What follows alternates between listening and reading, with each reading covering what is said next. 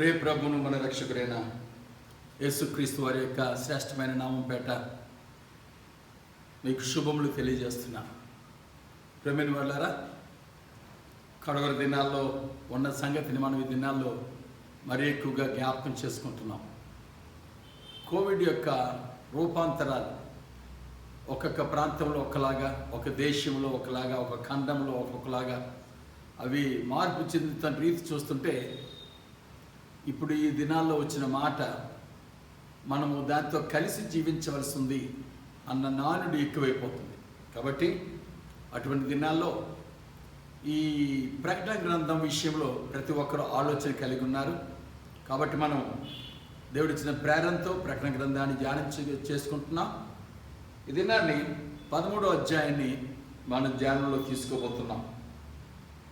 ఈ 13వ అధ్యాయము 12వ అధ్యాయం నుంచి ఆ చివర రాయబడిన వచనంతో కంటిన్యూ అవుతున్నట్టుగానే మనం భావించాలి. కాబట్టి మొదటగా 12వ అధ్యాయం ఆఖరి వచనం చదువుకుందాం. అందుచేత ఆ ఘట సర్పము ఆగ్రహం తెచ్చుకొని దేవుని ఆజ్ఞలు గైకొనుచు యేసును గూర్చి సాక్ష్యం ఇచ్చుచు ఉన్నవారైన ఆమె సంతానంలో శేషించిన వారితో యుద్ధము చేయుటకై బయలువెడలి సముద్ర తీరమున నిలిచాడు. ప్రియమైన వాళ్ళరా,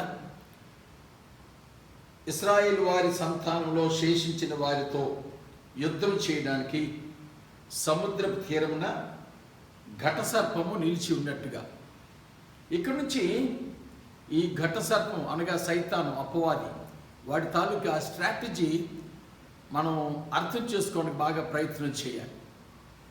వీడన్నీ కూడా కౌంటర్ ఫీట్స్, అంటే ఎవరినో సరిపోల్చుకోవడానికి వాడు చేసే ప్రయత్నాలుగా మనం అర్థం చేసుకోవాలి. మనందరికీ తెలుసు, మనం త్రిత్వమైన దేవుణ్ణి ఆరాధిస్తున్నాం. త్రిత్వము, ట్రినిటీ గాడ్. బైబిల్లో అక్కడ ట్రినిటీ అన్న మాట ఉపయోగించకపోయినా వాక్య సారాంశం ద్వారా మనం ఈ పాత నిబంధన కొత్త నిబంధనలను మనం ధ్యానం చేసుకుంటే మనకు అర్థమయ్యేది, త్రిత్వమైన దేవుణ్ణి మనం కలిగి ఉన్నాం. అంటే తండ్రి అయిన దేవుడు, కుమారుడైన దేవుడు, పరిశుద్ధాత్మ దేవుడు. వీరికి తగ్గట్టుగానే సైతానుడు, వాడు ఎప్పుడు కూడా జెరాక్స్ కాపీలు, డూప్లికేసీ ఎక్కువ చేయడం వాడికి అలవాటు కదా. కంపారిజన్లోను, సమానం అని చెప్పుకోవడంలోను ఆ విధంగా వాడి యొక్క స్ట్రాటజీ ఇక్కడ ఎలా కనిపిస్తుంది అంటే, ఫాల్స్ లేదా ఈవిల్ ట్రినిటీని వాడు తయారు చేసినట్టుగా మనం ఈ 13వ అధ్యాయంలో మనం చూడగలుగుతాం. ఫాల్స్ ట్రినిటీ అంటే మహాఘట సర్పంగా పిలువబడుతున్న వాడు సైతానుడు. వాడు తను తాను దేవునితో సమానుడిగా ఎంచుకుంటాడు. అలాగే ఇప్పుడు మనం చూడబోతున్నటువంటి ప్రియమైన వాళ్ళరా, క్రూర మృగం, 10 కొమ్ములు 7 తలలు కలిగిన క్రూర మృగం, 13వ అధ్యాయం 1వ వచనం చూస్తాం. వాడు ఈ ఘట సర్పానికి యాంటీక్రైస్ట్, కుమారుడితో సమానం. లేదంటే యేసు ప్రభువులాగా వాడిని అక్కడ వాడు క్రియేట్ చేసుకున్నాడు, ఎంచుకున్నాడు.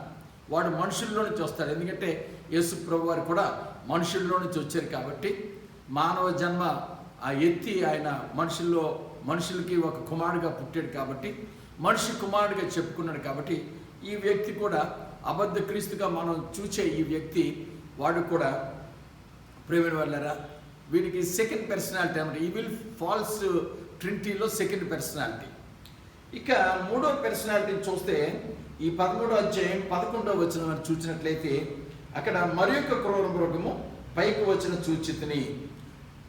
ప్రియమైన వాళ్ళ, ఈ క్రూర మృగం మన హోలీ ట్రినిటీలో ఉండేటువంటి హోలీ స్పిరిట్తో కంపేర్ చేసుకుంటారనమాట. కాబట్టి ఆ విషయాలు కూడా మనం ఈ మొత్తం ఈ 13వ అధ్యాయం అంతట్లో కూడా మనం చూడగలుగుతాం. ఒక విధంగా చెప్పాలంటే దీన్ని మనం ఇమిటేషన్ చాప్టర్గా మనం భావించవచ్చు. ఇమిటేట్ చేస్తుంటారు సైతానుడు, వాడి తాలూకా అబద్ధ క్రీస్తు, అలాగా అబద్ధ ప్రవక్త, వీరు ఇమిటేట్ చేస్తుంటారు. తమను తాము త్రిత్వమైన దేవుళ్ళతో సమానంగా తమను తాము ప్రజెంట్ చేసుకుంటుంటారు. కాబట్టి ప్రేమైన మొదటిగా 13వ అధ్యాయం 1వ వచనం మనం చూసినట్లయితే, మరియు 10 కొమ్ములను 7 తలలను గల ఒక క్రూర మృగము సముద్రంలో నుండి పైకి వచ్చిన చూచితిని. సముద్రము అనగా ప్రజలను ఆ విధంగా మరి సూచనగా చెప్తుంటుంటారు. ప్రజల్లో నుంచి వచ్చినట్టుగా మనం చూడాలి. ఇక్కడ క్రూర మృగంగా చెప్పబడినప్పటికీ ఆ యొక్క మృగాన్ని మనం ఒక వ్యక్తిగా మనం భావించి ఈ మొత్తం అధ్యాయాన్ని మనం స్టడీ చేసుకోవాలి. ప్రియమైన వాళ్ళారా, 10 కొమ్ములు అంటే 10 మంది రాజులు, అలాగే 7 తలలు అంటే 7 కింగ్డమ్స్గా, 7 రాజ్యాలుగా, 10 కొమ్ములు రాజులుగా, 7 తలలు 7 రాజ్యాలుగా మనం భావించాలి. వారు సముద్రంలోంచి వచ్చారు, ప్రజల్లోంచి పుట్టుకొచ్చారు. మనం సాధారణంగా ఈ యొక్క ప్రకటన గ్రంథాన్ని చూస్తున్నప్పుడు తరచుగా దానియేలు గ్రంథంలోకి మనం వెళ్ళడానికి సంభవిస్తుంటుంది. దానియేలు గ్రంథం కూడా మనం ఒకసారి చూసినట్లయితే దానియేలు గ్రంథంలో 7వ అధ్యాయము, దానియేలు గ్రంథం 7వ అధ్యాయము 17వ వచనం చూసినట్లయితే, ఎట్లనగా ఈ మహాజంతువులు 4 ఉండి లోకమందు ప్రభుత్వం చేయబోవు 4 రాజులను సూచించుచున్నవి. అయితే మహోన్నతుని పరిశుద్ధులే రాజ్యాధికారం నందుదురు. వారు యుగ యుగములు యుగాంతముల వరకు రాజ్యమెల్లుదురు. ఇక్కడ నుంచి గమనిద్దాం. ఇనుప దంతములను ఇత్తడి గోలును గల ఆ 4వ జంతువు సంగతి ఏమైనదని నేను తెలుసుకున్న కోరితిని. అది ఎన్నటికీ భిన్నమును మిగులు భయంకరమునై సమస్తమును పగులుగొట్టుచు మృంగుచు మిగిలిన దాన్ని కాళ్ళ క్రింద అనగదొక్కుచుండాను. మరియు దాని తలపైనున్న 10 కొమ్ముల సంగతియు వాటి మధ్య నుండి పెరిగిన 3 కొమ్ములను కొట్టివేసి కన్నులను గర్వముగా మాట్లాడు నోరును గల ఆ వేరగు కొమ్ము సంగతియు, అనగా దాని కడమ కొమ్ముల కంటే బలము కలిగిన ఆ కొమ్ము సంగతియు విచారించి తిని. ప్రేమినులారా, ఈ విధంగా మనం గమనించినప్పుడు మళ్ళా ఇంకా క్లియర్గా మనకు అర్థం కావడం కోసం అదే 7వ అధ్యాయం దానియేలు గ్రంథం 24వ వచనం, ఆ 10 కొమ్ములు ఆ రాజ్యము నుండి పుట్టబో 10 మంది రాజులను సూచించుచున్నవి. కనపట ముందుగా ఉన్న రాజులకు భిన్నమగు మరి ఒక రాజు పుట్టి ఆ 3 రాజులను పడద్రోయిను. ఆ రాజు మహోన్నతునికి విరోధముగా మాట్లాడుచు మహోన్నతుని భక్తులను నలుగొట్టును. అతడు పండుగ కాలములను న్యాయ పద్ధతులను నివారణ చేయ బూనుకొనును. వారు ఒక కాలములు అర్ధకాలము అతని వశమున ఉంచబడుదురు. ఇవన్నీ చూసినప్పుడు ప్రేమైన వాళ్ళరా, ప్రకటన గ్రంథం ధ్యానం చేస్తున్నప్పుడు తప్పనిసరిగా దానియేలు గ్రంథాన్ని ఒకసారి కంపేర్ చేసుకోవాలి. దానియేలు గ్రంథంలో ఉన్న డీటెయిల్స్ చాలా మటుకు ఇక్కడున్న వాటితో సరిపోల్చచ్చు. అందులో ఉన్న వివరముల కంటే ఎక్కువ వివరములు ప్రకటన గ్రంథంలో మనం చూస్తాం అన్నమాట. కాబట్టి ఇక్కడ మనం చూడండి ఒకసారి. 10 కొమ్ముల కోసం తర్వాత మనం ధ్యానం చేసుకుంటాం. కానీ మొదటి వచనాన్ని కొనసాగిస్తే దాని కొమ్ముల మీద 10 కిరీటములను, దాని తల మీద దేవదూషణకరమైన పేర్లను ఉండెను. ప్రియమైన వాళ్ళరా, దేవుని యొక్క కీర్తి, దేవుని యొక్క సుగుణాలు, దేవుని గురించినటువంటి అట్రిబ్యూట్స్ని, ఆయన యొక్క శక్తి సామర్థ్యములన్నింటినీ కూడా మనకి బాగుగా సంపూర్ణంగా స్పష్టంగా తెలియజేసింది ఎవర్రా అంటే యేసుక్రీస్తు ప్రభువారు. ఆయన ద్వారానే తండ్రి అయిన దేవుడు ఎటువంటి దేవుడో, ఎంతటి ప్రేమ గలవాడో, ఆయన ప్రణాళికలు, ఆయన ఉద్దేశాలు మనకు తెలిసాయి. అంతేకాదు ప్రియమైన వాళ్ళరా, దేవుడే స్వయంగా మనతో మాట్లాడదాం అనుకున్నాడు. కానీ ఆయన యొక్క ప్రభావాన్ని, ఆయన పరిశుద్ధ కంఠస్వరాన్ని మనం వినలేని స్థితిలో దేవుడు అందుకు ఒక మార్పును చేసి తన కుమారునిగా యేసుక్రీస్తు ప్రభువాన్ని లోకానికి పంపించినట్టుగా మనకు అందరికీ తెలుసు. ఆయన ఆ దేవుణ్ణి హెచ్చించాడు.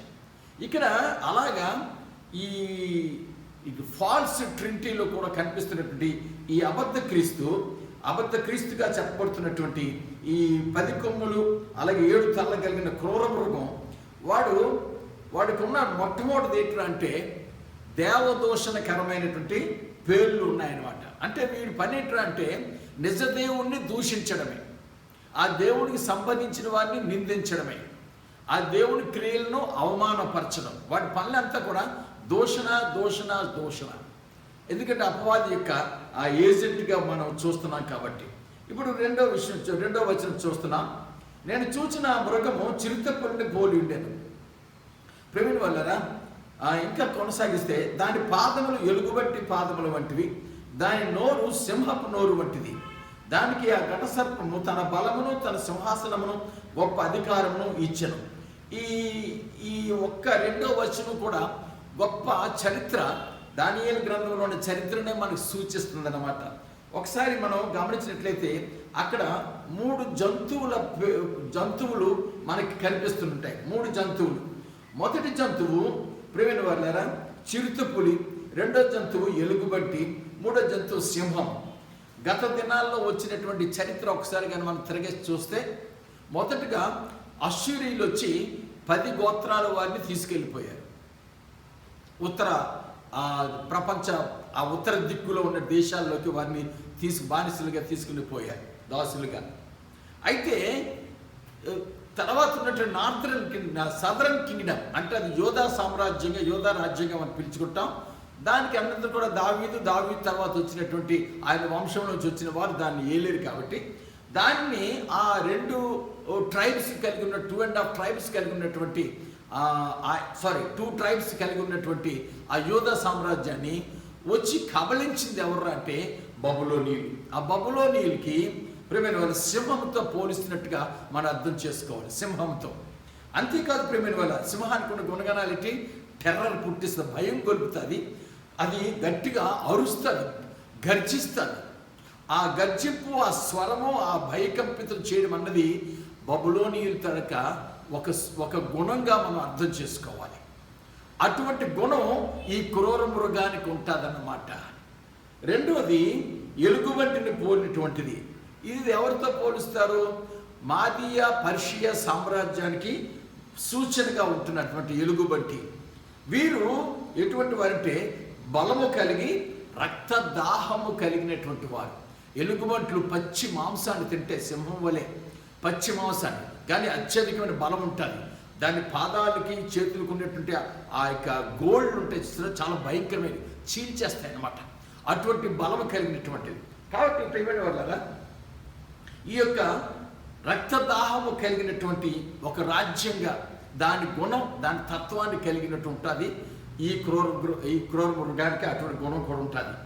ఇక 3వ గుణం ఏంటంటే చిరుతపులి, గ్రీసు సామ్రాజ్యం. ఈ గ్రీసు సామ్రాజ్యం అంటే అలెగ్జాండర్ యొక్క గ్రీకు సామ్రాజ్యం ఎటువంటిదంటే వారు తమ యొక్క ప్రభావాన్ని విస్తరించాలనే కాంక్ష కలిగినటువంటి వారు అనమాట. చిరుతపులు వారికి స్పీడు ఉంటుంది, వ్యాపింపబడాలి అనేటువంటి తృష్ణ కూడా ఉంటుంది. అలాగే కదా చేశాడు అలెగ్జాండర్ చక్రవర్తి. ఆయన అతి చిన్న వయసులో రాజ్యాలను జయించుకుంటూ బహు స్పీడ్గా, చాలా త్వరితగతిని చక్రవర్తిగా పేరుగాంచేశాడు. కాబట్టి ఆ గ్రీసు సామ్రాజ్యాన్ని చిరుతపులతో పోల్చుకొని మనం చూస్తున్నాం. అంతేకాదు ప్రియమైన వాళ్ళారా, ఇంకా 10 కొమ్ములు కలిగినటువంటి లేదా ఇనప పాదాలు కలిగినటువంటి లేదా ఎంతలోంచైతే 10 రాజులు పుట్టుకొస్తారని చెప్పబడుతుందో ఆ రాజ్యం రోమా సామ్రాజ్యం. ప్రియమైన వాళ్ళారా, ఈ రోమా సామ్రాజ్యం ఎటువంటిదంటే ఆర్గనైజ్డ్గా వారి ఇష్టాన్ని భూప్రపంచంపై నెరవేర్చుకుంటారన్నమాట. వారి యొక్క అధికారంతో, వాళ్ళ ఆర్గనైజింగ్ స్కిల్స్తో రాజ్యాల్ని అణిచివేస్తాదన్నమాట వాటి పాదాల కింద. అదే మన దానియేలు గ్రంథంలో మనం చదువుకోవడం సంభవించింది. కాబట్టి ప్రియమైన వాళ్ళారా, ఈ గత రాజ్యాలు తాలూకా గుణాలన్నింటినీ కూడా ఈ క్రూర మృగం కలిగి ఉంటుందన్నమాట. వాడే అబద్ధ క్రీస్తుగా మనం గుర్తించాలి. అంతేకాదు ప్రియమైన వాళ్ళారా, ఇక్కడ మనం యోహాను పత్రిక మొదటి పత్రిక 4వ అధ్యాయం మరి మొదటి నుంచి చూసినట్లయితే అనేకులైన అబద్ధ ప్రవక్తలు లోకములోనికి బయలు వెళ్ళి ఉన్నారు అన్నమాట చూస్తాం. అంతేకాకుండా 3వ వచనం చూస్తే ఏ ఆత్మ యేసును ఒప్పుకొనదో అది దేవుని సంబంధమైనది కాదు. దీన్ని బట్టి ఏ దేవుని ఆత్మ మీరు ఎరుగుదురు. గమనించండి, క్రీస్తు విరోధి ఆత్మ వచ్చునని మీరు వినిన సంగతి ఇదే. ఇదివరకే అది లోకములో ఉన్నది. ప్రియమైన వాళ్ళారా, క్రీస్తు విరోధ సంబంధమైన ఆత్మ కలిగిన వారు ఎవర్రా అంటే బబులోనీయులు, మాదియా పర్షియా సామ్రాజ్యం, అలాగే గ్రీసు, అలాగే తర్వాత వచ్చిన రోమా సామ్రాజ్యం. ఇవన్నీ సామ్రాజ్యం వీటన్నిటిలో ఉన్నటువంటి క్రూరత్వంతో కూడినటువంటి ఆ గుణాలని పుణికిపుచ్చుకొని వీరందరినీ కలిసి ఉన్నటువంటి కాంపోజిట్ పర్సనాలిటీ అన్నమాట.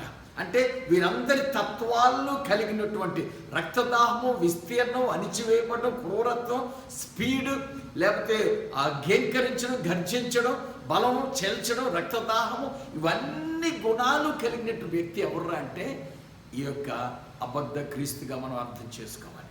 అదే ఆ 2వ వచనంలో చాలా స్పష్టంగా ఉంది. అంతేకాదు ప్రియమైన వాళ్ళారా, గమనించండి, అందులో ఆ 2వ వచనంలో చివరి మాట ఏంటంటే, దానికి అనగా ఆ యొక్క అబద్ధ క్రీస్తు, ఆ క్రూర మృగానికి ఆ ఘట సర్పము తన బలమును, తన సింహాసనమును, గొప్ప అధికారమును ఇచ్చెను. ఎందుకు సంభవించిందండి ప్రియమైన వాళ్ళారా? చూడండి, ఘట సర్పము అపవాదిగా మనకు తెలుసు. వాడు తను తాను దేవునితో సమానుడిగా ఎంచుకుంటుంటాడు. వాడికి అసిస్టెంట్ ఎవరు అంటే కుమారుడి తత్వంగా యేసు ప్రభుతో పోల్చుకుంటాడు కాబట్టి అబద్ధ క్రీస్తుగా వాడు పిలువబడుతున్నాడు. వీడు వాడికి అధికారము, సింహాసనాన్ని ఇచ్చినట్టుగా బైబిల్ చూపిస్తుంది. చూడండి, అంటే తండ్రి అయిన దేవుడు ఎలాగైతే, గమనించారు ఆ మాట చూడండి ఒకసారి, తండ్రి అయిన దేవుడు ఎలాగైతే కుమారుడు అయినటువంటి యేసుక్రీస్తు ప్రభువానికి సమస్త అధికారాన్ని అప్పచెప్పారో ఆ విధంగా వీడు ఏం చేస్తాడంటే తన అధికారాన్ని, అంతా కాదు, కింద మొదట్లో చెప్పుకున్న కౌంటర్ ఫీట్ అన్నది, ఆ కౌంటర్ ఫీట్ రేట్ అంటే ఆ అధికారాన్ని, ఆ లోకాసు సువార్తలకు మనం వెళ్ళినట్టయితే లోకాసు సువార్త 4వ అధ్యాయం చూద్దాం ఒకసారి. కొన్ని మాటలు మనం చూసినట్టుగా మనకి అర్థమవుతుంది చాలా స్పష్టంగా. లోకాసు సువార్త 4వ అధ్యాయం 6వ వచనం. ప్రియమైన వాళ్ళారా, 4వ అధ్యాయము 6వ వచనం. ఈ రాజ్యముల, ఈ అధికారం అంతయు, ఈ రాజ్యముల మహిమయు నీకిత్తును, అది నాకు అప్పగింపబడి ఉన్నది. ఎవరి ద్వారా? చూడండి, యేసుక్రీస్తు ప్రభువారి యొక్క పరిచర్య ప్రారంభంలో వాడు యేసయ్యను శోధిస్తున్నప్పుడు వాడి నోట్లోంచి వచ్చిన మాట ఏంటంటే, ఈ అధికారము నాకు అప్పగించబడినది, ఈ రాజ్యముల మహిమ నాకు అప్పగించబడింది, అది నేను ఎవరికి ఇస్తానో అది వారికి చెందుతుంది అన్న మాట మనం చూస్తున్నాం. అంతేకాదు ప్రియమైన వాళ్ళారా, మనం ప్రకటన గ్రంథంలో మనం చూసినట్లయితే చూడండి, యోహాను సువార్తలో కూడా తండ్రి తన అధికారాన్ని తన కుమారునికి ఇవ్వడంలో సంతోషించాడట. అలాగే ఇక్కడ మనం 11వ అధ్యాయం కూడా మనం చూసినట్లయితే, ఈ లోకరాజ్యము మన ప్రభువు రాజ్యమును ఆయన క్రీస్తు రాజ్యం, ఆయన దేవుని యొక్క అభిషక్తిని యొక్క రాజ్యంగా మారిపోయింది. అంతేకాదు ప్రియమైన వాళ్ళారా, ఇక్కడ చూడండి 12వ అధ్యాయంలో చూసినట్లయితే 10వ వచనం ఆఖరి భాగం చూసినట్లయితే, ఇప్పుడు రక్షణయు శక్తియు రాజ్యమును మన దేవుని వాయను, ఇప్పుడు అధికారము ఆయన క్రీస్తుదాయన, దేవుని యొక్క అభిషక్తింది అయిపోయింది అధికారం అంతా. దేవుడు ఎలాగైతే యేసుక్రీస్తు ప్రభువారికి అధికారాన్ని, ఆధిపత్యాన్ని ఇచ్చినట్టుగా బైబిల్ చూపిస్తుందో, అందుకు తగినట్టుగా కౌంటర్ ఫీట్గా సైతానుడు ఏం చేస్తున్నట్టే వాడి అధికారాన్ని, బలాన్ని అబద్ధ క్రీస్తుకి వాడిస్తున్నాడు అన్నమాట. ఇదొక ఇమిటేటింగ్ చాప్టర్ అన్నమాట. వాడు దేవుడిగా భావించుకుంటూ దేవుడు ఎలాగైతే ప్రణాళిక రచించి కొనసాగుతున్నాడో దానికి కౌంటర్ ఫీట్ వీడు కూడా అలాగే చేసి చూపిస్తున్నాడు 13వ అధ్యాయంలో. కాబట్టి ప్రియమైన వాళ్ళారా, ఆ విధంగా అబద్ధ క్రీస్తుకి సైతానుడు అధికారం ఇచ్చినట్టుగా మనం అర్థం చేసుకోవాలి. ఆ ఘట సర్పము తన బలమును, తన సింహాసనమును, గొప్ప అధికారమును ఇచ్చెను. ఎవరికండి? ఈ అబద్ధ క్రీస్తుకి. 3వ వచనం చూసినట్లయితే, దాని తలలో ఒక దానికి చావు దెబ్బ తగిలినట్టుండెను, అయితే ఆ చావు దెబ్బ మానిపోయింది కనుక భూజనులందరూ మృగం వెంట వెళ్ళుచు ఆశ్చర్యపడుచుండిరి. ప్రేమిన వాళ్ళారా, చావు దెబ్బ తగిలింది. ఇది ఎలా ఉంటుందంటే, వాడి చేతిలో చాలామంది రాజులు, చాలామంది రాజ్యాలు, చాలా ప్రభుత్వాలు వస్తుంటాయి. వాడి అధికారంలోకి వచ్చినట్టుగా వారందరూ కూడా వాడికి సహకారం అందించినట్టే. కానీ వాళ్ళకి కూడా మధ్యని నేను ఎందుకు కాకూడదు ఇంత పవర్ఫుల్ అన్నట్టు అనిపించి వాడు ఏం చేస్తాడంటే దెబ్బతీస్తాడనమాట. అలాగా ఒక రాజ్యం ఎవరో ఖడ్గం వంటి ఒక ఆర్డినెన్స్ ద్వారా కానీ, లేకపోతే గవర్నమెంట్ లా ప్రకారంగా కానీ, వాళ్ళు ఏదో వాడుకున్న అధికారం బట్టి కానీ, ఈ అబద్ధ క్రీస్తు ఇంకా పాపులర్ కాక మునుపు వాడికి చావు దెబ్బ తీసినట్టుగా మనం అర్థం చేసుకోవాలి. ఏదో ఒక ప్రభుత్వం, ఏదో ఒక రాజ్యం అయితే వాళ్ళు అనుకున్నారు, మేము చావు దెబ్బ తీసాం, వీడు ఇక్కడతో ముగిసిపోతాడు అని వారు భావించుంటారు. అయితే వాడు చచ్చినట్టుగా అటువంటి స్థితిని పొందుకున్నప్పటికీ ఆ చావు దెబ్బలో నుంచి వాడు తిరిగి మళ్ళీ రివైవ్ అయినట్టుగా ఇక్కడ మనం అర్థం. చూడండి ఆ మాట ఎలా ఉందో. అయితే ఆ చావు దెబ్బ మానిపోయింది, గాయం మానిపోయింది గనుక భూజనులందరూ మృగం వెంట వెళ్ళుచు ఆశ్చర్యపడుచుండ్రి. దీన్ని మనం ఎలాగ అర్థం చేసుకోవాలో తెలుసా? యేసు ప్రభు వారితో వాడు తాను సరిపోల్చుకుంటున్నాడు. యేసు ప్రభు వారి కోసం ఏం రాబడ్డది చూడండి. ఇక్కడ రాయబడిన మాట 5వ అధ్యాయంలో 5వ వచనం. ఇదిగో దావీదు చిగురైన యోధా గోత్రపు సింహము 7 ముద్రలు తీసి ఆ గ్రంథమును విప్పుటకై జయం పొందని నాతో చెప్పాను. మరియు సింహాసనకును ఆ 4 జీవులకును పెద్దలకును మధ్యను గమనించండి, వధింపబడినట్లుండిన గొర్రె పిల్ల నిలిచి ఉండుట చూచితిని. యేసుక్రీస్తు ప్రభువారు వధింపబడ్డాడు, ఆయన మరణాన్ని పొందాడు, మరణించాడు, పాతిపెట్టబడ్డాడు, మృత్యుంజయుడు లేచాడు. వీడికి అంత సీన్ లేదు కాబట్టి అలాంటి క్రియని వాడి జీవితంలో చూసుకుందామని ఈ ప్రక్రియ ఇక్కడ చూపిస్తున్నాడు. వాడు చావు దెబ్బ తిన్నాడు కానీ చావలేదు. ప్రియమైన వాళ్ళరా, యేసయ్య అయితే చనిపోయి తిరిగి లేచాడు. సైతాన్ గాడేమో తండ్రితో సమానంగా, దేవుడితో సమానంగా తను భావించుకుంటున్నాడు. ఇక్కడ వీడు అబద్ధ క్రీస్తు యేసు ప్రభు వారితో సమానంగా తను భావించుకుంటున్నాడు. వాడు చావు దెబ్బ తిన్నాడు కానీ చావలేదు. వాడు చస్తే మళ్ళీ లెగడు. వాడు ఒకసారి వాడి చరిత్ర కానీ క్లోజ్ అయిపోతే మళ్ళీ వాడు రివైవ్ అవ్వడు. యేసయ్య చరిత్ర అలా కాదు. ఇంకా ఆయన చనిపోయాడు, పాతిపెట్టబడ్డాడు, కుళ్ళిపోయాడు అనుకున్నారు అందరూ. కానీ ఆయన 3వ దినాన్నే ఆయన పునరుద్ధాన్ని లేచాడు. ప్రియమైన వాళ్ళరా, ఇదంతా కూడా కౌంటర్ ఫిట్ అన్నమాట. తాను దేవుడితో సమానంగా, దేవుడి కుమారుడితో సమానంగా వారు చూసుకుంటూ జరిపిస్తున్నటువంటి క్రియలు అనమాట. ఆ చావు దెబ్బ మానిపోయిన కనుక చూడండి, యేసు ప్రభు వారు పునరుద్ధారణ అయిన తర్వాత మొట్టమొదటి ఆశ్చర్యపోయింది ఎవర్రా అంటే ఆ స్త్రీలు, శిష్యులైన వారు. నెక్స్ట్ ఆ మేడ గదిలో ఉన్నప్పుడు, ముఖ్యంగా వాళ్ళు భయంగా అందులో ఉన్నప్పుడు వారి దగ్గరికి వచ్చి యేసు ప్రభు వారితో మాట్లాడడం, ఆయన శరీరాన్ని వీరు తాకడం మనకు తెలుసు. అయితే ప్రియమైన వాళ్ళారా, ఆ తరువాత ఆయన పొందిన ఆ యొక్క పునరుద్ధానం, తద్వారా శిష్యులైన వారికి లభించినటువంటి పరిశుద్ధాత్మ దేవుడు, ఆ తర్వాత వారికి వచ్చిన పునరుద్ధాన విశ్వాసము, బలము, ఇవన్నీ కూడా ఆ అంచెలంచెలుగా ప్రపంచం అంతటికీ ప్రాగిపోయి అందరూ కూడా ఆనందపడ్డారు, ఆశ్చర్యపడ్డారు, ఆత్మీయ మేలు పొందారు. సో దానికి తగ్గట్టయినటువంటి కౌంటర్ ఫిట్ ఇక్కడ మళ్ళీ జరుగుతుంది. ఎలా జరుగుతుంది చూడండి. చావు దెబ్బ మానిపోయిన కనుక భూజనులందరూ మృగం వెంట వెళ్ళొచ్చు ఆశ్చర్యపడుచుండ్రి. ఎలాగైతే యేసు ప్రభు వారి వెంట సర్వలోకము వెళ్తుందో, పునరుద్ధాన ప్రభు వెంట ఎలాగైతే వెళ్తుందో, అలాగా వీడు వాడి వెంట తిప్పుకునే జనాంగం ఎదుట వాడు కూడా అటువంటి పేరు ప్రఖ్యాతిని సంపాదించుకునే ఈ ప్రయత్నం అన్నమాట. అంతేకాదు ప్రియమైన వాళ్ళని గమనించండి. 4వ వచనం చూసినట్లయితే, ఆ మృగములకు అధికారం ఇచ్చినందున వారు ఘట సర్పములకు నమస్కారం చేసిరి. ప్రియమైన వాళ్ళారా, యేసు ప్రభు వారిని శిష్యులైన వారు వచ్చి అడిగారు, మాకు కూడా యోహాను తన శిష్యులకు నేర్పినట్టుగా ప్రార్థన నేర్పించింది.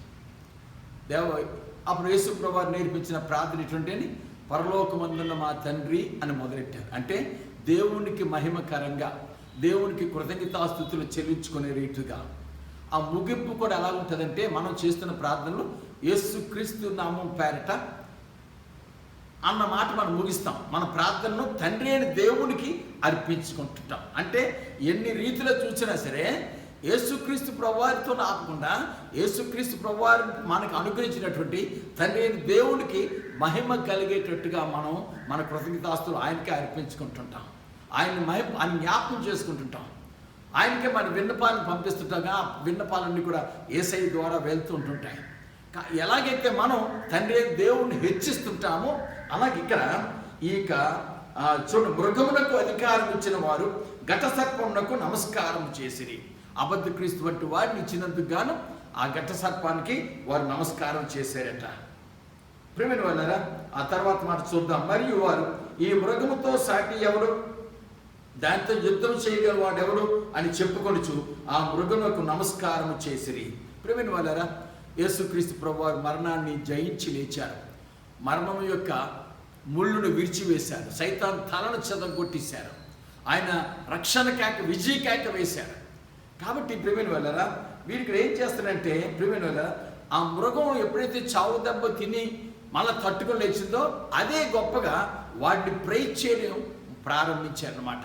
యేసుక్రీస్తు ప్రభువారికి ఎలాగైతే యుగ యుగములు సజీవుడైన వాడు, మృత్యుంజయుడు, పునరుద్ధానుడు అనే స్థుతి ఘనత ఎలాగైతే లభిస్తున్నాయో, వీడు కూడా తనకు అటువంటి ఘనత ప్రజల్లోంచి కల్పించుకుంటున్నాడు అన్నమాట. తర్వాత చూడండి, డంబపు మాటలను దేవదోషులను పలుకు ఒక నోరు దానికి ఇవ్వండి. ఫైనల్గా వాడి దగ్గర ఎలా ఉంటుందంటే, వాడు సరిపోల్చడానికి చేతకాక వాడు దోషణ ప్రారంభిస్తాడు. నేను ఎంత ప్రయత్నం చేసినా సరే ఘనత నాకు లభించట్లేదు, ఆ దేవునికే, దేవుని కుమారుడికే చెందుతున్నాయని ఇంక వాడు ఏం చేస్తాడంటే దేవుణ్ణి, దేవుని యొక్క కుమారుణ్ణి, దేవుని ప్రజలను, దైవ సంబంధికులను వాడు దూషిస్తుంటాడనమాట. దేవదోషణ చేస్తూ ఉంటాడనమాట. నిందలు, అవమానాలు, ఆక్రమణలు చేస్తూ ఉంటాడు. వాడు అదే పని చేస్తున్నాడు. అటువంటి నోరు ఆ యొక్క అబద్ధ క్రీస్తుకి ఇవ్వబడ్డాడు. దోషాలు పలికే నోరు అన్నమాట. అంతేకాదు ప్రియమైన వల్ల తర్వాత మాటలు మనం చూసినట్లయితే, మరియు 42 నెలలు తన కార్యము జరుపు అధికారము దానికి ఏర్పాటు అయ్యాను. ప్రియమైన వాళ్ళారా, ఈ యొక్క అబద్ధ క్రీస్తు లోకంలోకి ఒకసారి బయలుపరచబడిన తర్వాత వాడికి 3.5 సంవత్సరాలు, వాడు చేసుకునే 7 సంవత్సరాలు తనకి అగ్రిమెంట్ ఉన్నప్పటికీ వాడు 3.5 సంవత్సరాల్లోనే వాడి అసలు రంగు పైకి పడి బయటికి కనిపించేటటువంటి క్రియలు చేస్తాడన్నమాట. 3.5 సంవత్సరాలు వాడు ఇష్టారాజ్యంగా పరిపాలన చేస్తాడు. ఆ 3.5 సంవత్సరాల్లో అయిన తర్వాత వాడు ఏం చేస్తాడంటే ఆ 7 సంవత్సరాల సంధి చేసుకున్న అగ్రిమెంట్ని స్పాయిల్ చేసి దాన్ని మీరి వాడు ఏం చేస్తాడంటే మహాశ్రమను సృష్టిస్తాడు లోకమంతట్లోకి. ఆ మిగతా 3.5 సంవత్సరాల్లో వాడికి ప్రతి ఒక్కరు కూడా తల వంచేటట్టుగా చేసుకుంటాడు. ఈ 3.5 సంవత్సరాల్లో వాడి అధికారాన్ని ప్రపంచం అంతటి కూడా విస్తరింప చేస్తాడు. లోకమంతా కూడా గుర్తించేటట్టుగా చేసుకుంటాడు. 3.5 సంవత్సరాల తర్వాత వాడు తన అధికారాన్ని లోబడినల్లని వారికి వాడు ఏం చేస్తాడు, శిక్ష, మరణదండన, మరి ప్రాణాలు తీయడం, హింసించడం అనేది మహాశ్రమలు వారి పట్ల వారు జరిగిస్తాడన్నమాట. కాబట్టి ప్రియమైన వాళ్ళారా, మనం ఈ విషయాన్ని ఇక్కడ మనం చూస్తున్నాం. చూడండి ఒకసారి 6వ వచనం, గనుక దేవుణ్ణి దూషించుటకును ఆయన నామమును ఆయన గుడారమును పరలోక నివాసులను దూషించుటకును అది తన నోరు తెరచెను. ఇప్పుడు వాడు చావు తప్పించుకొని బయటకు వచ్చాడు కదా. వచ్చిన తర్వాత వాడు ఏం చేస్తాడు, ఇంకా దేవుణ్ణి దూషించడం. ఎందుకంటే వాడికి ఆ నోరు ఉంది కాబట్టి, వాడికి ఆ నోరు ఇవ్వబడ్డది కాబట్టి వాడు దేవుణ్ణి, దేవుని కుమారుని. ఇక్కడ మొదటగా గమనించండి, దేవుణ్ణి దూషిస్తున్నాడు. తర్వాత దేవుని నామాన్ని ధరించినట్టు యేసయ్యను దూషిస్తున్నాడు. తర్వాత ఆయన గుడారం అంటే సంఘము, టాబర్నికల్, అది ఇశ్రాయేల్ దేశంలో ఆ దినాల్లో కట్టబడబోయే దేవాలయకు సంబంధించినట్టు యూదులను అవ్వచ్చు, కానీ లేదా ఇప్పటికే ఉన్నటువంటి క్రీస్తు సంఘముగా, క్రైస్తవ సంఘముగా పిలువబడుతున్న క్రైస్తవులు ఆరాధించే ఆ సంఘాల్లో ఉన్నటువంటి బిడ్డలను అవ్వచ్చు, సంఘమును, గుడారమును. అలాగే పరలోక నివాసులు అంటే వాడు ఒకప్పుడు ఎవరితో కలిసి దేవుని రాజ్యంలో ఉండేవాడో ఆ మిగతా 2/3 ఆఫ్ ది ఏంజల్స్ అన్నమాట. వారు పరలోక నివాసులు. మనందరం భూలోక నివాసులం. ఆ పరలోక నివాసులు కూడా, ఎందుకంటే కొంతమంది వచ్చారు కానీ అందరూ రాలేదు కదా వాడు వెంట. వాడితో పాటు 1/3 అంటే ఒకటిలో ఒక భాగం, 3వ వంతు భాగం మాత్రమే దూతలు వాడితో పాటు భూమిపై త్రోసివేయబడ్డారు. కాబట్టి మిగతా వారిని వాడు దూషించడం ప్రారంభం. ఇంకెవరిని విడిచిపెట్టాడు అన్నమాట. దేవుణ్ణి, దేవుని నామాన్ని, దేవుని గుడారాన్ని, పరలోక నివాసులను వాడు దూషించడం ప్రారంభిస్తున్నాడు. ప్రేమిని వల్ల వాడు ఇంకేమి చేయలేక చేతకాక దూషిస్తున్నాడు. అంతేకాదు ప్రేమిని వల్ల వాడి కార్యాన్ని 3.5 సంవత్సరాలు ఈ కార్యాన్ని ఇలా కొనసాగిస్తాడు.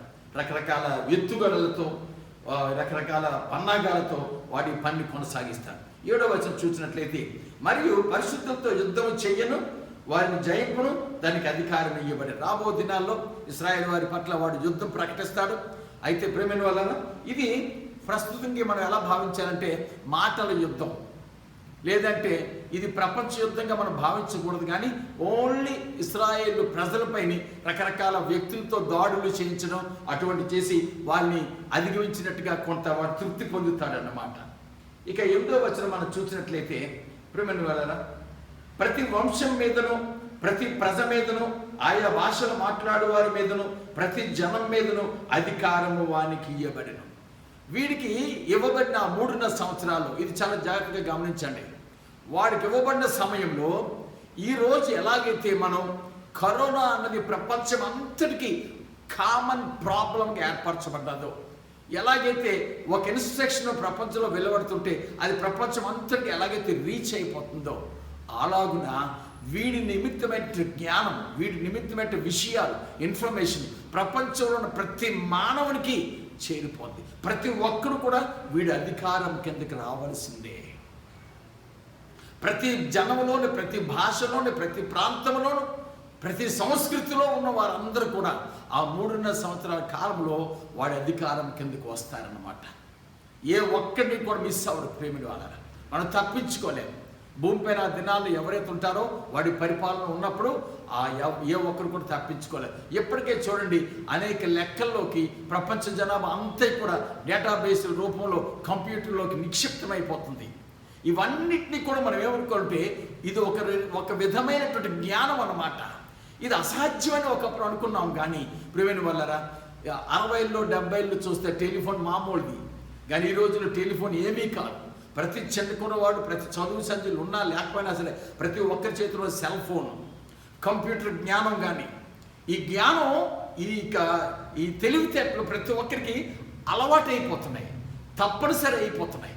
కాబట్టి ఆ విధంగా ప్రతి ఒక్కరి తాలూకు డీటెయిల్స్ ప్రతి ఒక్కరూ కూడా వ్యక్తిగతంగా వాడి అధికారం కిందకి వెళ్ళిపోతారన్నమాట.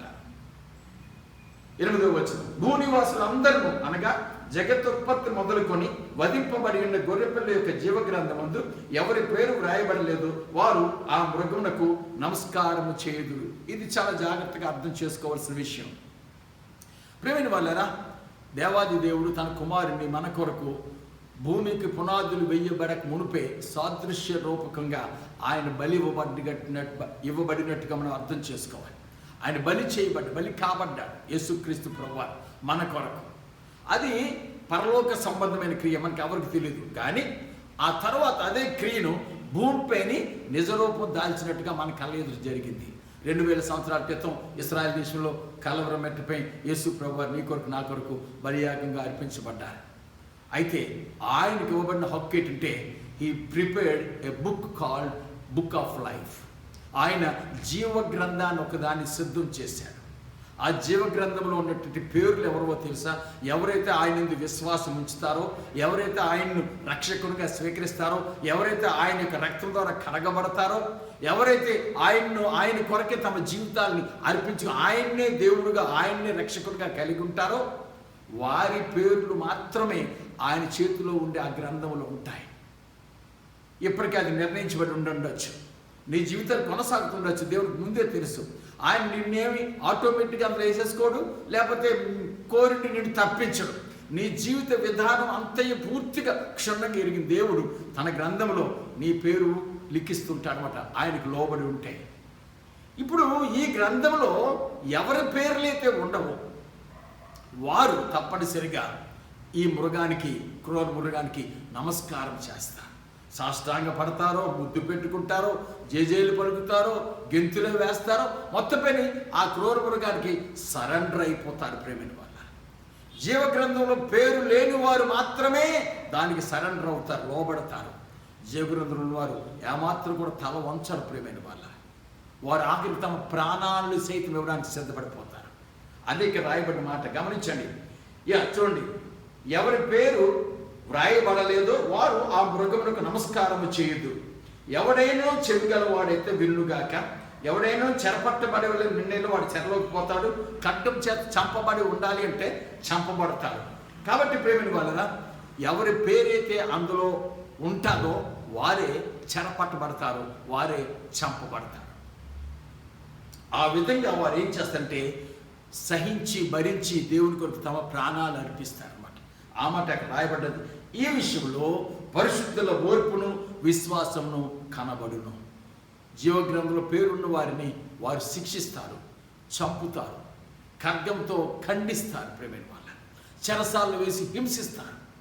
అయితే చాలామంది అనుకుంటారు వీడికి దండం పడేస్తే ఇవన్నీ తప్పించుకోవచ్చు కదా అనుకుంటారు, కానీ వారు for ever they will be designated for the hell అన్న సంగతి వారు తెలుసుకోలేరు ప్రియమైన వాళ్ళ. కాబట్టి ప్రియమైన వాళ్ళారా, వీడికి అధికారం ఉంది కాబట్టి ప్రతి ఒక్కరిని కూడా స్వాధీనం చేసుకోవడానికి, ప్రతి ఒక్కరిని వాడి అధికారం కిందకి లాక్కోవడానికి వాడు ప్రయత్నం చేసి అందులో వాడు సక్సీడ్ అవుతాడు. ఇప్పుడు 11వ వచనంలోకి వస్తున్నాం. మరియు భూమిలో నుండి మరొక క్రూరమృగం పైకి వచ్చిన చూచితిని.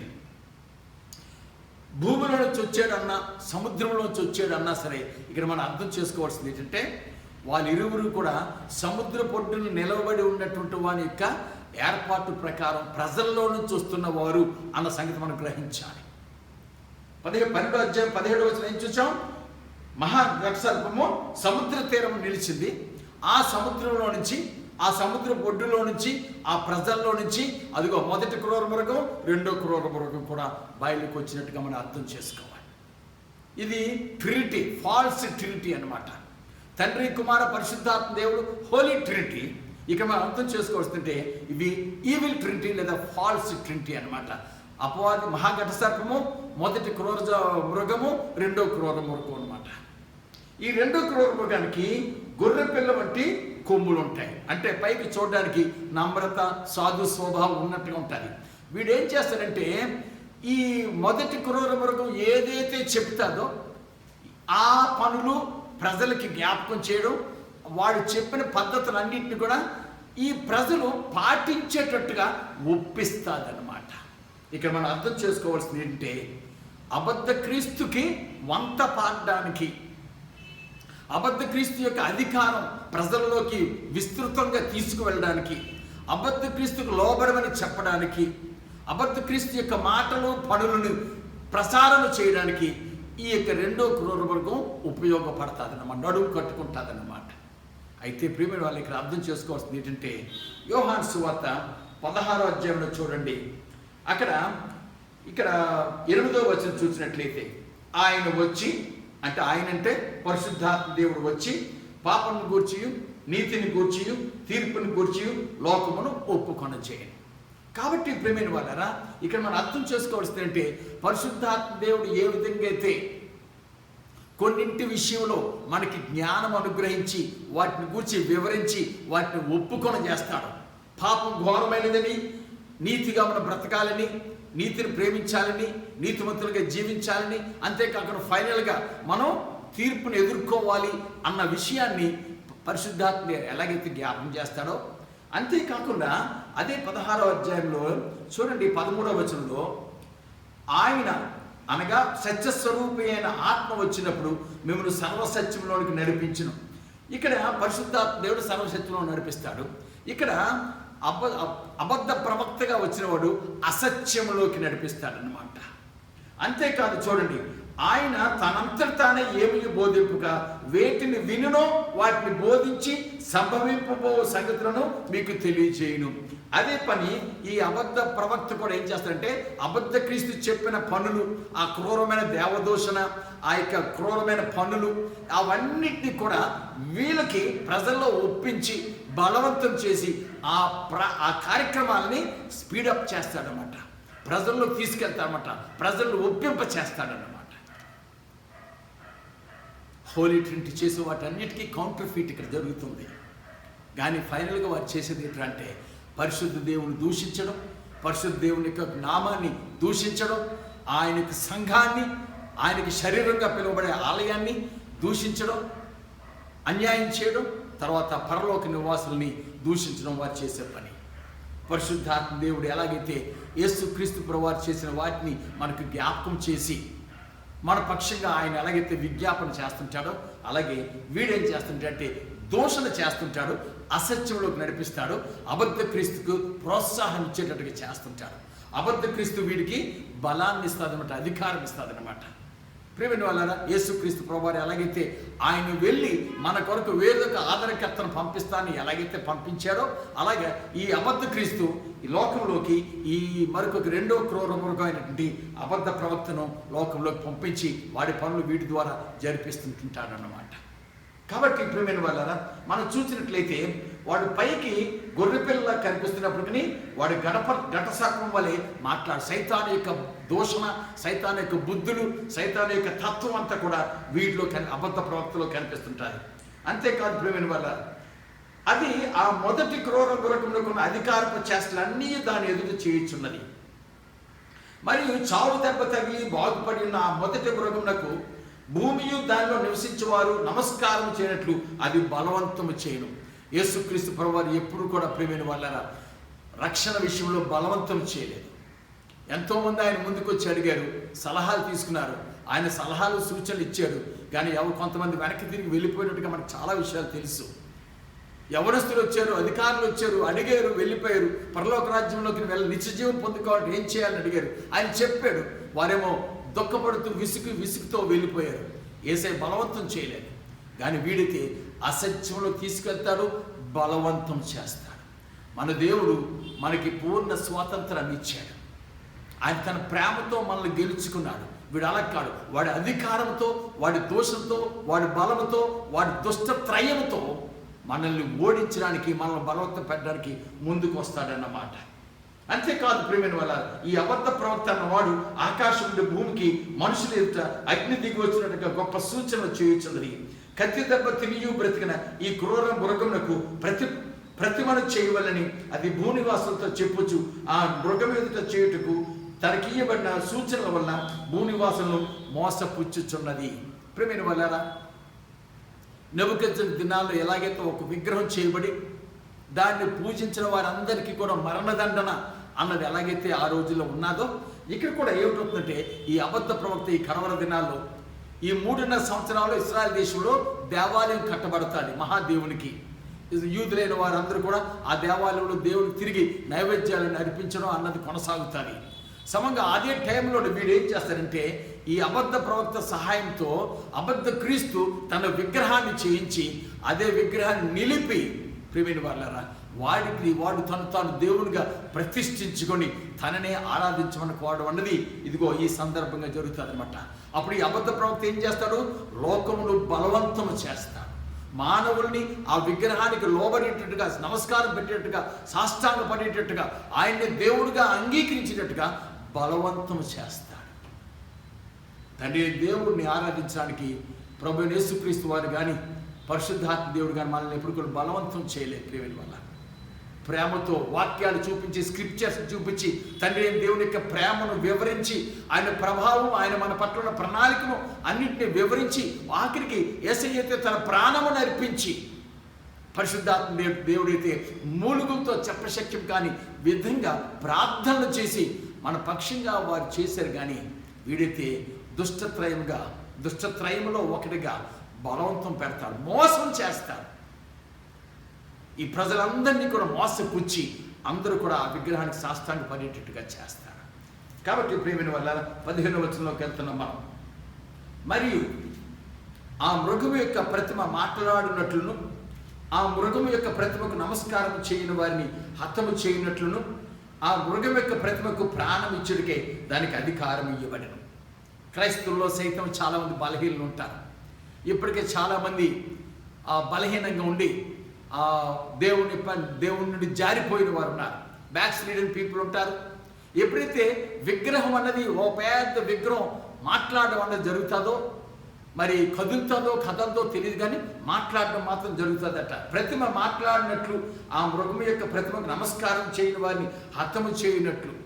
మృగం ఆ యొక్క ప్రతిమ ఒకే దగ్గర ఉండిపోద్దేమో, కానీ ఈ మృగం ఆ యొక్క ప్రతిమ బొమ్మ మాట్లాడి విగ్రహం మాట్లాడినట్టు చేస్తారు. ఆ చేయడంతోనే బలహీనమైన క్రైస్తవులు ఒకవేళ మళ్ళీపోతారేమో.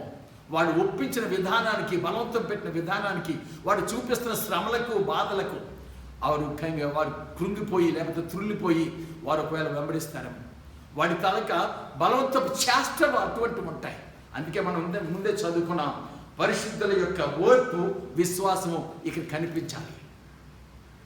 నీ విశ్వాసము, నీ ఓర్పు నీటి ఆవిరిగా ఉంటే ఎగిరిపోతుంది ప్రభు, కనబడకుండా పోతాయి. మనం అలాగ ఉండకూడదు.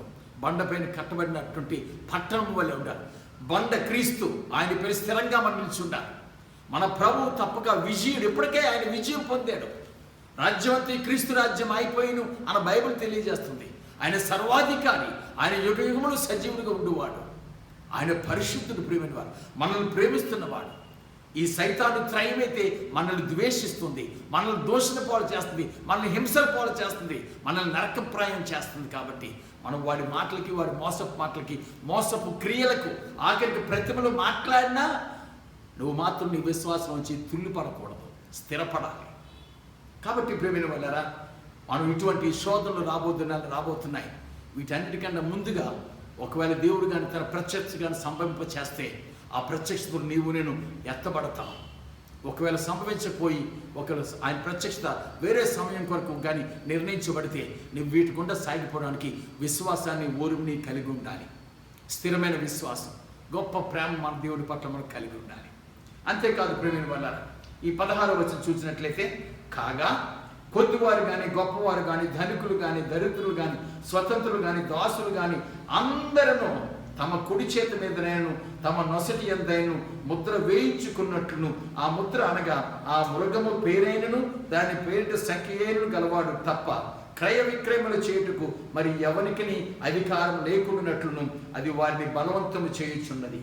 కాబట్టి ప్రేమ దేవుని బిడ్డలారా, ఇక్కడ మనం అర్థం చేసుకోవాలి, జ్ఞానము లోకంలో విస్తార సమయం లేకుండా, ముఖ్యంగా ఉన్నతమైన అత్యున్నతమైన ధనవంతులు మొదలైన వాళ్ళారా, గొప్ప ఈ ప్రాణానికి సంబంధించినటువంటి ఈ దినాల్లో వైరస్ వారు వీరని ప్రజలు అందరికీ నుదురులకి ఏ లేకుండా అలాగే దానిపైన ఏదైతే ప్రతి ఒక్కరిని ఆ మాటకి అర్థం ఏంటంటే దాని సంఖ్య వాడి చేతిలో సమస్యలు ఇమిడి అర్థం వస్తుంది. ఆహారం, పానీయములు, అధికారము, అవసరతలు, స్థానము, ప్రజలు, సమస్త మనుషులు, సైన్యము, సమస్త వాడు వాడు వీరు వారు నుంచి 3 అక్షరాలు వాడి మనం తీయగలిగితే అంతే. 3 అక్షరాలతో నమస్కారం పలానా ఊర్లో దండం పెట్టాం, పలానా ఊర్లో అంటే ధరిస్తారు మిమ్మల్ని. ప్రతి పైన కూడా ఒక కుడి చేతి మడం పైన కానీ ఆ ముద్ర వేసుకో. వానికి ఏం చేస్తారు, ప్రేమగా మనం ఆయనకి అందుకోసం శరీరం పైన వేసే ప్రతి మనిషి పైకి అయితే ఆ యొక్క సైతాన్ అబద్ధ క్రీస్తు యొక్క ఆ ముద్ర కానీ ఒక విషయం నంబర్ కానీ దీని తర్వాత ఎక్కువ పాపులేషన్ కలిగి ఉన్నటువంటి రోమన్ క్యాథలిక్ జనాంగంలోంచి కానీ మనం చూసినట్లయితే వారి తాలూకా లీడర్ అయిన పోప్ గారి యొక్క నుదుటిపైన ఒక టోపీ ఉంటుంది, పెద్ద టోపీ. ఆ టోపీ పైన ఏమని రాసి ఉంటుందంటే వికారియస్ ఫిల్లీ డి అని రాసి ఉంటుంది. Vicarious ఫిల్లీ D. ప్రిమిన్ వల్ల ఆ రోమన్ లెటర్స్ తాలూకా న్యూమరికల్ వాల్యూస్ కానీ మనం కానీ తీసుకోగలిగితే ఆ యొక్క వికారియస్ ఫిల్లీ డి అన్న దానికి సంబంధించిన అంకీల్ని కానీ వేసుకుని వస్తే వికారియస్ అన్నటువంటి దానికి వేసిన అంకీలు మొత్తం 112గా మనం చూడొచ్చు. అలాగే ఫిలి అనేటువంటి మాటకి వచ్చే అక్షరాలు 53గా మనం చూడొచ్చు. అంతేకాదు ప్రేమ డిఈఐ అనేటువంటి అక్షరాలకి ఉన్నటువంటి న్యూమరికల్ వాల్యూ మనం చూసినట్లయితే 501గా మనం చూడొచ్చు. ఈ మూడింటి తల మొత్తం ఎంతో తెలుసా? 666.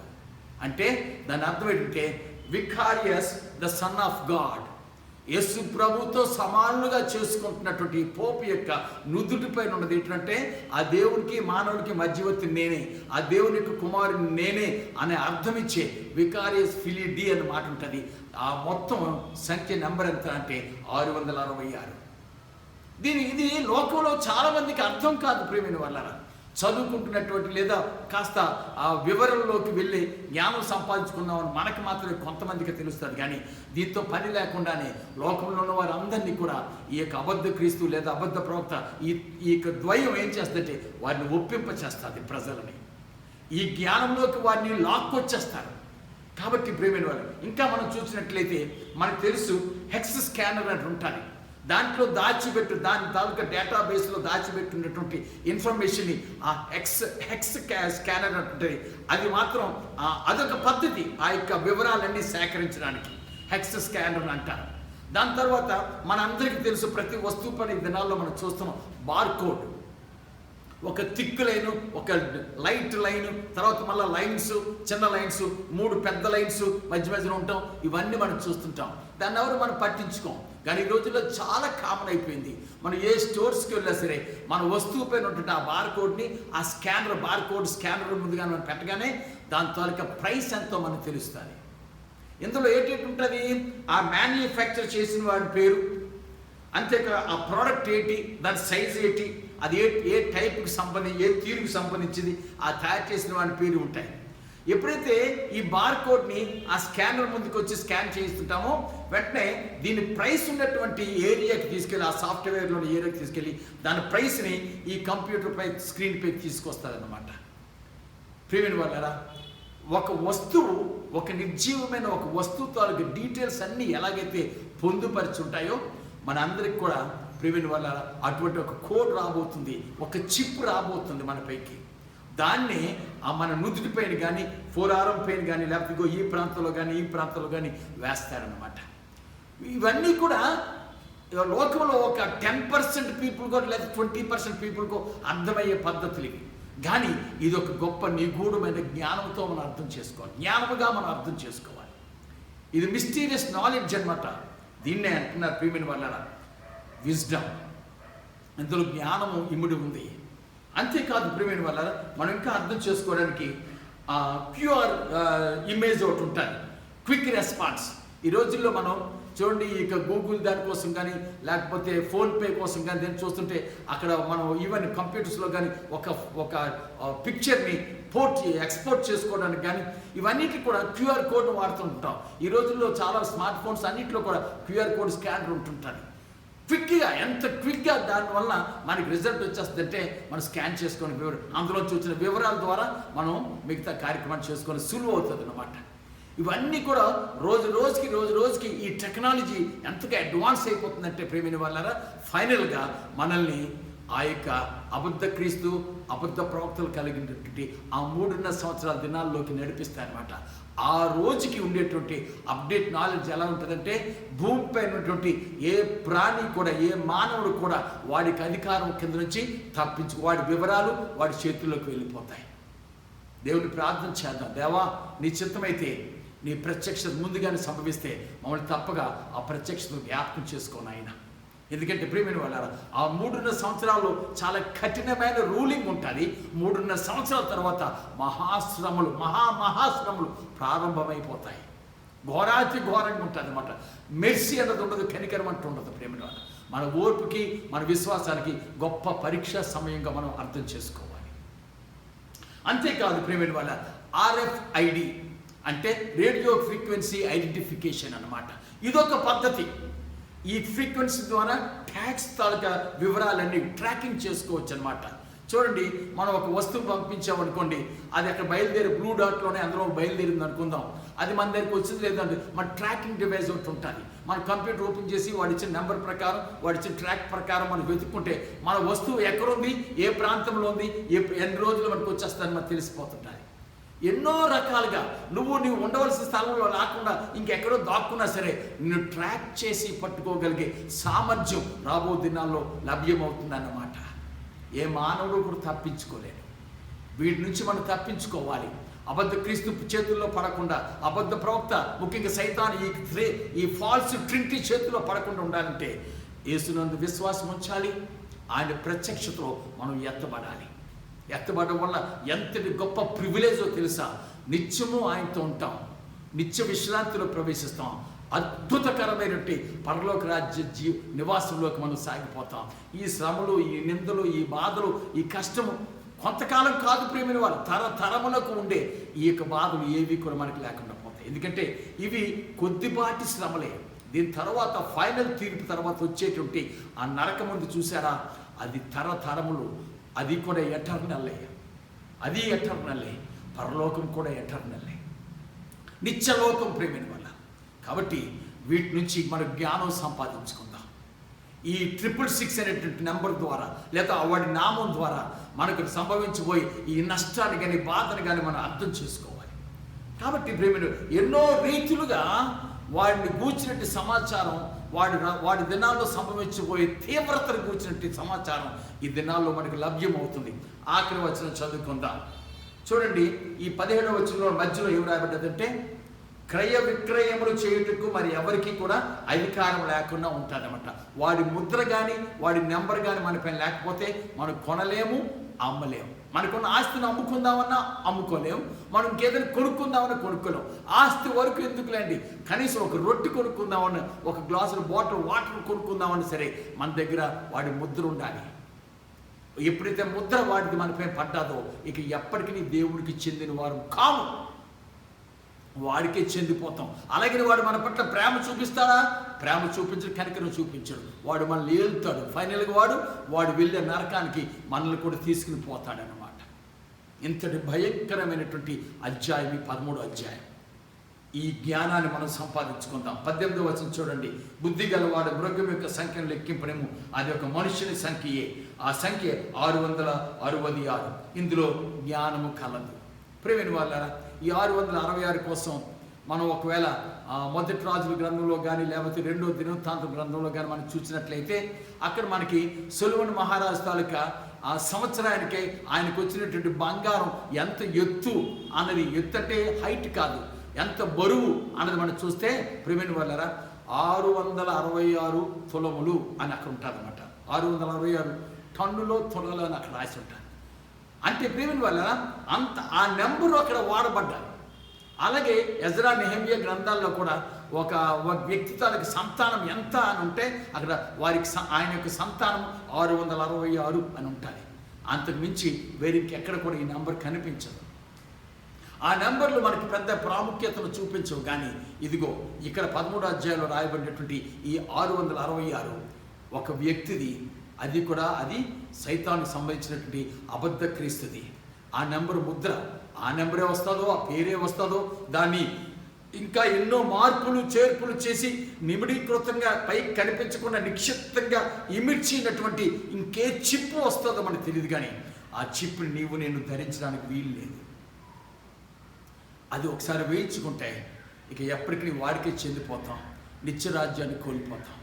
ఇటువంటి భయంకరమైనటువంటి ఈ పరిస్థితులన్నీ కూడా రాబో దినాల్లో సంభవిస్తున్నాయి. ప్రియమైన వాళ్ళారా, ఒక క్రైస్తవుడిగా దేవుడు ఇచ్చినటువంటి అమూల్యమైన రక్షణ, ఇదే అనుకూల సమయం, ఇదే రక్షణ దినం అన్నది మనం గ్రహించి ఆ జీవవాక్యాన్ని రోజు పఠిస్తూ ఆయన నామం ఎత్తి ప్రార్థన చేస్తూ ఆయన ప్రత్యక్షతకు ఎదురు చూస్తూ ఆయన మనం పిలిచిన రోజున ఆయన బోర శబ్దం విని ఆయన మధ్యాకాశంకి వచ్చినప్పుడు ఆయన చెంతకు మనం ఎగిరి వెళ్ళిపోవడానికి మనం సిద్ధంగా ఉందాం. అటువంటి గొప్ప కృప మన ఎల్లరికను ఆయన మనకి తన ప్రేమ చొప్పున మనకు అనుగ్రహించును గాక. ఆమేన్. ప్రార్థన చేసుకుందాం.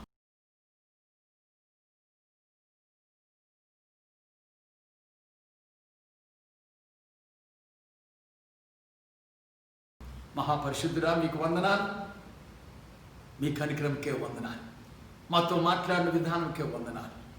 దేవా, ఎన్నో రాజ్యాలు వచ్చేపోయాయి, కానీ వాటన్నిటి యొక్క గుణగాల్ని పుణికిపుచ్చుకొని రాబో దినాల్లో నాయన అబద్ధ క్రీస్తుగా ఒకరు బయలుపరచబడబోతున్నాడు.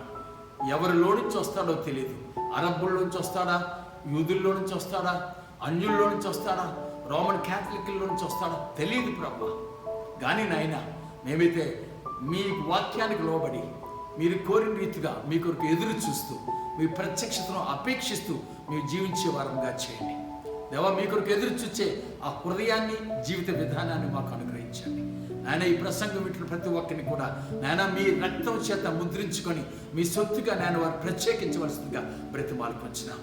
నాయన విని ఆ క్షణానికి వణికి నాయన మళ్ళా నార్మల్ అయిపోవడం కాకుండా నాయన మేము నాయన ఈ స్థిరంగా నిన్ను చేరు పర్యంతం నాయన మీ పైన ధ్యాస నిలిపి మీ కొరకు ఎదురు చూచేవారంగా చేయండి. నాయన ఈ పరిచయం దీవించి మీరు మైపొందమని యేసయ్య వారి దివ్య నామం ద్వారా నేను బ్రతిమలాడి వేడుకొచ్చున్నాం తండ్రి. ఆమేన్. పరమ తండ్రి అయిన దేవుని యొక్క ప్రేమ, ప్రభువును మన రక్షకుడైన యేసుక్రీస్తు వారి యొక్క కృప, పరిశుద్ధాత్మ దేవుని యొక్క అన్యోన్య సహవాసం, ఆదరణ, ఆశీర్వాదం ఈ మాటలు వింటున్న ప్రతి ఒక్కరికి, మరి ముఖ్యంగా ఆయన ప్రత్యక్షతలో అపేక్షతో ఎదురు చూస్తున్నటువంటి ప్రతి ఒక్కరికి, ఆయనకు భయపడి లోబడి ఆయన కొరకు సిద్ధపడే ప్రతి ఒక్కరికి ఆయన కృప నిత్యము తోడేండి నడిపించును గాక. ఆమేన్, ఆమేన్, ఆమేన్.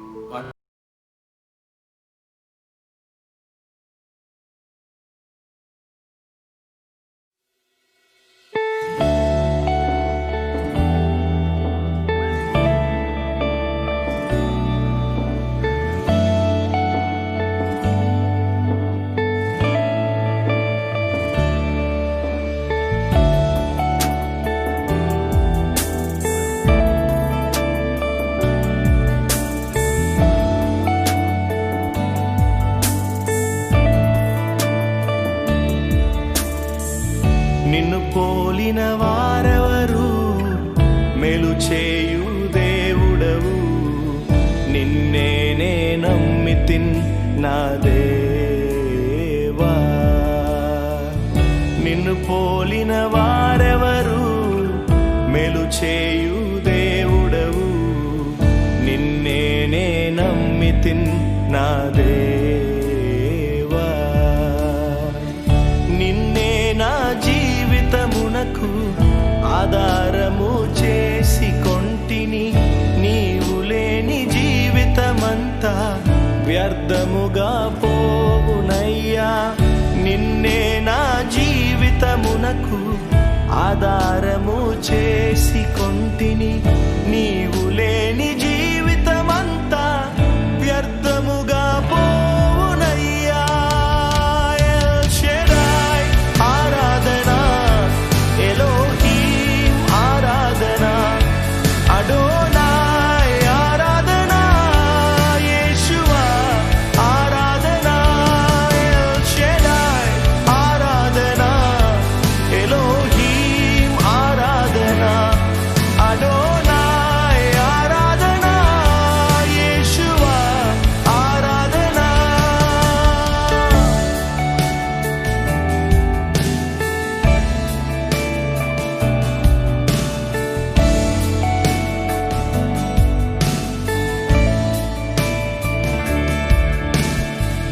కృంగియున్న నన్ను చూచి కన్నీటిని తుడిచితివయ్యా.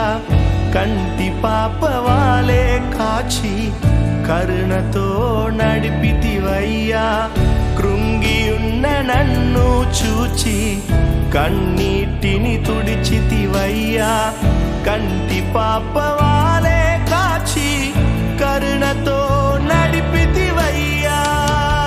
ఎల్ షెడాయ్ ఆరాధన, ఎలోహీం ఆరాధన, అడోనాయ్ ఆరాధన, యేషువా ఆరాధన.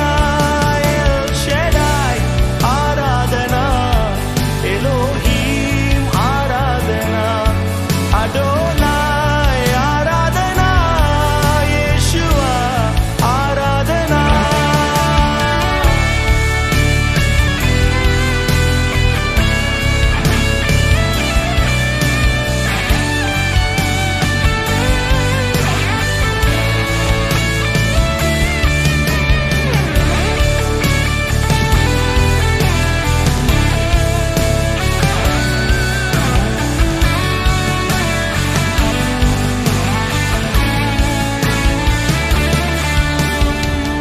మరణపు మార్గమందు నడిచిన వేళయందు వైద్యునిగా వచ్చి నాకు మరో జన్మనిచ్చితివయ్యా.